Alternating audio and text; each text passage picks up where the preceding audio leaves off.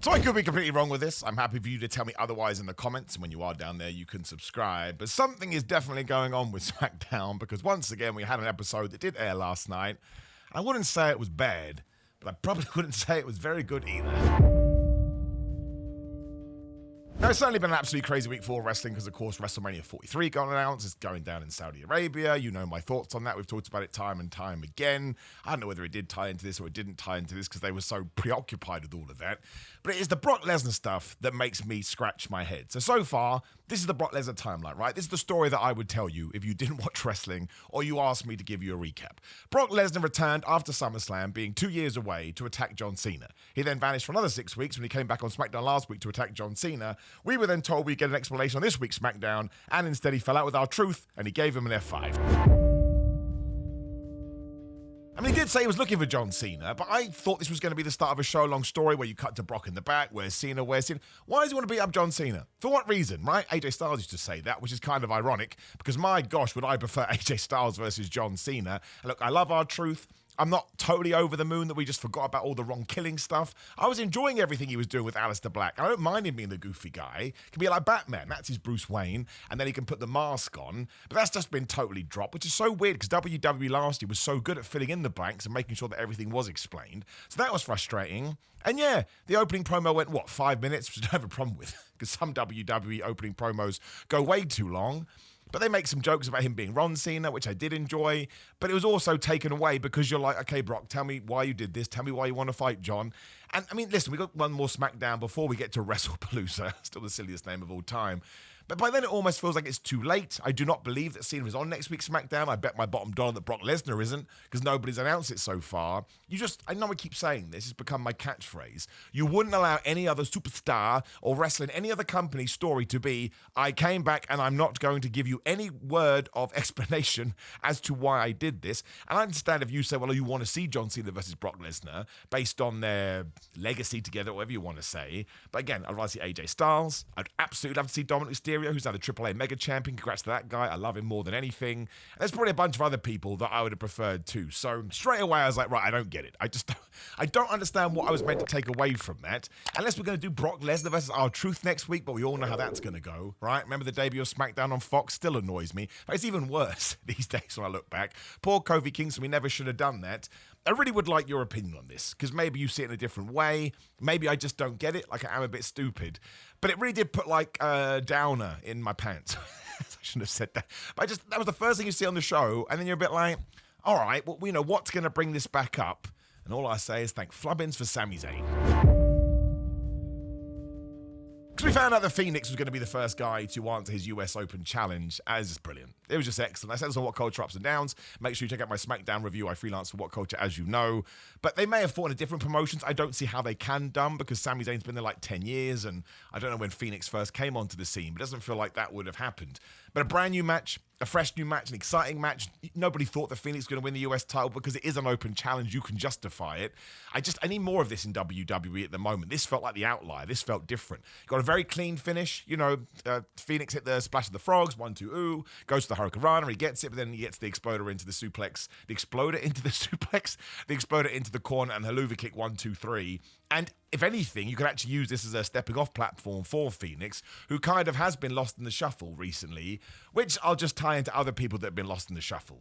Where the flub is Jacob for two? What was Solo Sikoa talking about? Lost his bloodline. He's got the MFTs. Are they gone now? Was he referring to something else? Like he was just by himself here. Did I miss something? The Jacob for two thing is preposterous. I'm just going to say it. Like he was bang in the middle of the feud for the US title, then rightfully got annoyed with Sami Zayn for coming in and kind of stepping on his ground, sort of became friends with him in that six-man tag, and then we haven't seen him since. Nobody mentions him. It's totally baffling. I've actually got a whole video about this tomorrow about people that have been de-pushed for some reason, and I don't want to go too far in one direction because he could be hurt. There may be something we don't know. Like the Wardlow stuff, that perplexed me. Then it turned out he tore his pec, and I was like, oh, man, well, now I feel like a goober. But Jacob for two had one of the best debuts in ages in the sense he came in hot and within weeks, even if you didn't know who Jacob for two was. You're like, wow, this guy's going to be great. And people were saying WrestleMania main eventer. When he lost that US title, people thought it was because he was going to be elevated that quick. Instead, he lost his Google Maps and he can't make it to the show. I don't get it.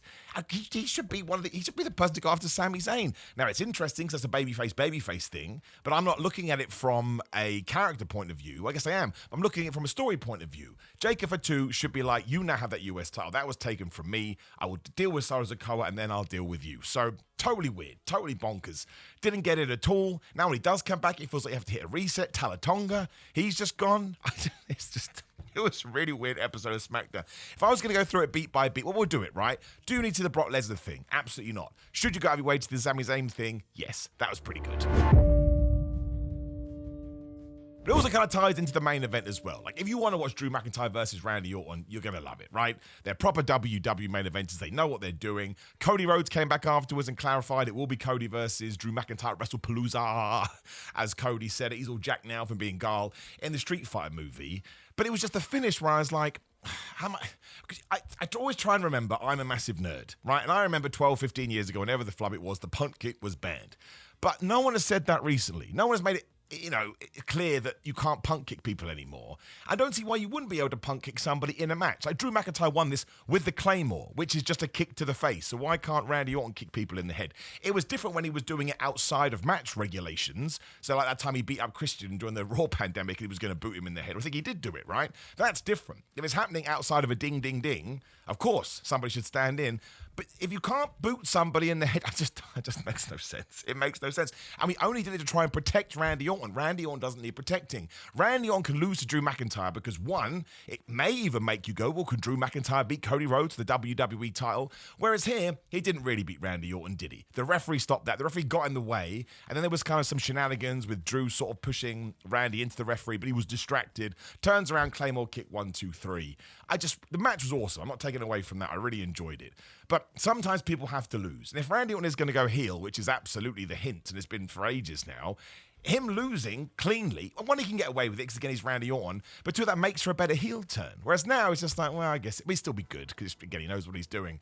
But if you were trying to build Drew McIntyre up to really feel like he can beat Cody Rhodes, which is going to be such a hard sell anyway, because it's Cody's first match after winning the title back from John Cena, no one believes it's going to happen.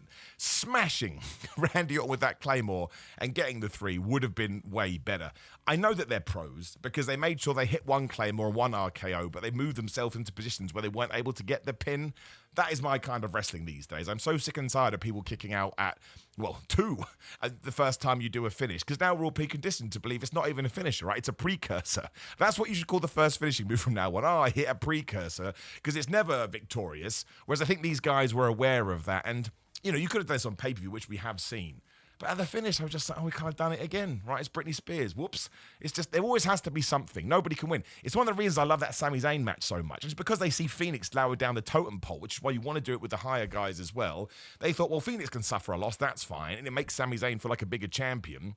And that's simple. You can easily repeat that. So why couldn't we do the same with Drew? So going back to my original question, you should go and watch this for the match portion of it. And maybe you feel differently about the finish. Maybe that's just what WWE has become and I'm being a hypocrite. Because I often say, if you walk in and someone's doing the same thing over and over again, then you're surprised by it, more for you. I guess I just don't like it. It's not for me where I am in my personal wrestling journey at the moment. And WWE was so creative and smart last year, I don't understand why you would go away from that. Like, they had the formula down, and there'd be stuff happening in the background, and that would always tie into a story, and one guy would talk to this guy, we pay it off a few months down the line.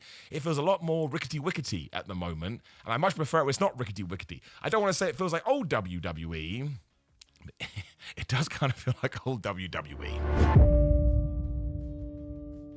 And it was the same with Tiffany Stratton versus Jade Cargill. This match ruled. It was absolutely the best match they've done so far. They kicked each other's ass. This drop kick that Tiffany gave to Jade was like she thought there was money in her brain and she wanted to check it just to be sure. Tiffany Stratton just smushed on this moonsault. It looked horrific. But then Jade Cargill spears her through the barricade and instantly ref went 8, 9, 10 done. And it's like, you never do countouts like that. The amount of times WWE lets people brawl around the ring and then the ref starts counting when they're both down.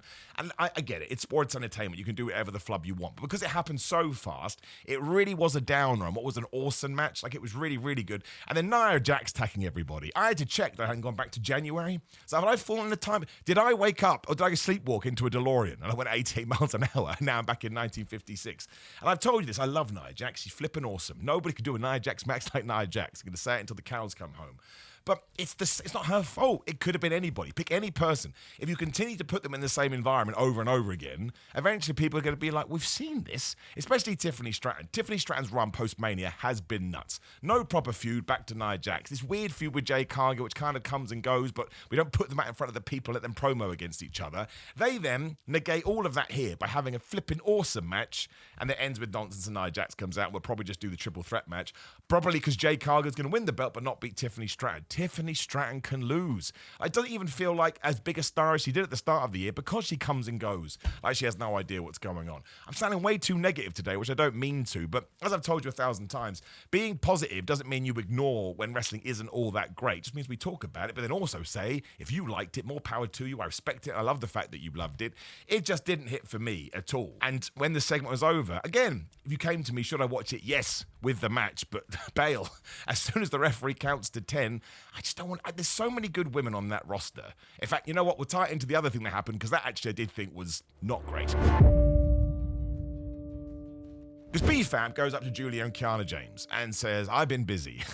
It's the funniest excuse. I've been too busy walking to the ring with the Street Profits once every 2 weeks, so I wasn't able to kick your ass, but now I'd like to kick your ass. Did we get this match? Of course we didn't get this match. They got to the ring. Kiana and Julia beat her up. Out comes Meechin with the kendo stick. Julia ran away. I talked about that on Ups and Downs as well. Not every heel in WWE needs to run away. What am I doing? This is such an exaggeration. Like, I'm exasperated. But Julia just feels like she could kick your ass so easily. That's why she's so great, and I think that's why she was so successful when she did enter NXT and kind of found her feet there. I just think the presentation should be different. I mean, all the entrance stuff is so cool. I don't think she needs to be with Kiana James. That makes no sense. No one has explained that to me either. That was just something that we did. And now we do the tag match. This US title belt is never going to be defended properly. It's never going to have a proper feud, and this is the hill that I'll continue to die on. Just copy what Becky Lynch has done with the IC belt, with Lyra and Bayley, and now AJ Lee. It's just a night and day situation. But again, it was over in 3 minutes, and you can never care about something if it's 3 minutes and somebody say 3 minutes. Here come 3 minute warning. But I really would like your take on all of this. Maybe I woke up on the wrong side of a bed. Maybe it's just been a hard week, which absolutely has been for obvious reasons. But I did watch this going, it's just not as fun. And fun's not maybe the right word. Well, the only way I can put it is to repeat what I've said. It's just better last year. And it was better because I don't think they would have done stuff like this. They would have found little things to put in there that makes you go, oh, wow. But just doing a fake match to lead to a tag match, to then lead to what? Another triple threat match? Does Meechin get another title shot? You know, is B-Fab going to be in this? What did B-Fab do to earn a title shot to begin with? We're just doing things, which actually also ties into the other thing. Because Chelsea Green and Alba Fyre just went, Nick Aldis, can we have a title shot? Yep. And it was so funny because around the same time, Carmelo Hayes had asked to be Sami Zayn's next challenge for the US Open Challenge. Worst sentence ever. And that one makes sense because you're allowed to do that. But technically, everything's an open challenge because you can just go up and ask for the women's tag team titles. Charlotte and Alexa weren't on this show, which also annoyed me because they're some of the best parts about it. And I think not having them on TV would make them lose their momentum too. I don't think anybody believes that Chelsea Green and Alba Fyre can win because, again, it's a conversation to set up a match. I know we did the stuff last week where they beat up Charlotte Flair and she wasn't able to do the tag, but it wasn't really referenced here and we kind of just moved on from it. That was the other thing we did. The Wyatt Six cut this awesome video promo. I'm so happy we've gone back to those because when you do let Bo Dallas talk, it's gibberish, but it's fun. And they're spooky wooky and spooky wooky is good. We cut to the commentators, didn't say a word. It was Booker T and Vic Joseph. I thought Vic Joseph did a very good job. Booker T at one point sounded like he ended up in the nether realm when he made this noise out of his mouth. It didn't mention it. No, that's scary. They just threatened to break up the Street Profits using their powers. They just talked about what was the next match. It's like, well, what was the point of the video? They didn't sell it at all. And also, when the Whites speak, it sounds like, you know, we're going to end your life. The commentators like, well, I guess we're going to end some lives. What are you going to do? So just a weird show. And we already know how Carmelo Hayes and Sami Zayn is going to win because The Miz got mad at Carmelo. He says, I can't believe you did that. You can't be US champion. You should be a tag team champion with me. And what feud were we doing around the same time we were doing Tiffany versus Nia Jax? It was Carmelo Hayes versus The Miz. So nothing has moved forward. As the Black cut a very quick promo at Damian Priest. Don't know what's going on with that feud. Just don't get it. Just don't get SmackDown at the moment. I could be being way too down on this. You're shaking your fist going, Simon, no, you were the chosen one. I totally understand it. I'm not going to lie to you. I'm not going to be honest with you. And when the show ended, I was like, okay, Jade, Tiffany, good. Finished crap. Drew, Randy, good. Finished crap. Sami Zayn, Phoenix, brilliant. More of that in my life. And then all these other questions I had, you know, about Solo and Jacob Fatu and Carmelo Hayes and The Miz and the tag team stuff. Just very strange. Thank goodness Cody Rhodes came back at the end of it. Did I mention that? I can't remember if I mentioned it. That was brilliant. He feels like a star. He is the WWE champion, so of course he does elevate the show to a certain level. I like Drew versus Cody, but we have talked about that. Yes, I've already mentioned it, but that's good. That's great. Cody Rhodes is just fantastic. But yeah, not feeling SmackDown these last few weeks. I kind of feel like it's fallen off a little bit, which is a massive shame. Ironically, it kind of tied into when it back to 2 hours. I don't think it was better at 3 hours either. I think when we were doing those really good 2-hour SmackDowns, whenever it was, 6 months ago, a year ago, that's what we need to get back to. Like, it was really compelling television, and it always kind of set up Raw, because Raw was really good too. So the storylines didn't always cross over, but it got you invested in the whole product. And now I'm not massively excited about WrestlePalooza. I love the mixed tag. I think that will be awesome. Cody versus Drew will be good too, and the Usos getting back together. But Brock Cena, I can kind of take or leave, and the kind of whole show is built around that thing. And it's one of John Cena's last matches. And how awesome would it have been? All Brock Lesnar needed to say is, I'm going to retire you before you're able to retire. That's it. I'm going to take you out. I'm Brock Lesnar. We've got this history together. I'm not going to let you get to December. I'm going to finish you now. Great, fine, cool. I get it. But no, we didn't even get that. So please correct me if I'm wrong. I'm certainly not arrogant enough to think that I know everything, but it is how I feel. I'm not just saying it because I think, lol, this will be a fun thing to put down on paper or speak audibly. The flub am I talking about? Drop me a comment. Let me know. We can go from there. If you are hanging out down there, please do like the video, share the video, and subscribe to the video on the screen to get my thoughts on Montag Night Raw. Otherwise, yes, patreon.com/Simon316 for my watch-alongs. New fitness channel is linked down there as well, as is grillermind.com/Simon. If you're into fitness, buy some creatine today. Why not? Use my code Simon, you get money off. Otherwise, Simon316 on all social media, then Simon Miller on what you'd expect. TikTok, Cameo, Big Cartel, and Pro Wrestling Tees. You can buy one of my stupid t-shirts. Otherwise, have a great weekend regardless. Again, my thoughts shouldn't dictate your happiness or sadness. Take it or leave it. I just appreciate you tuning in. I'll see you on the next one.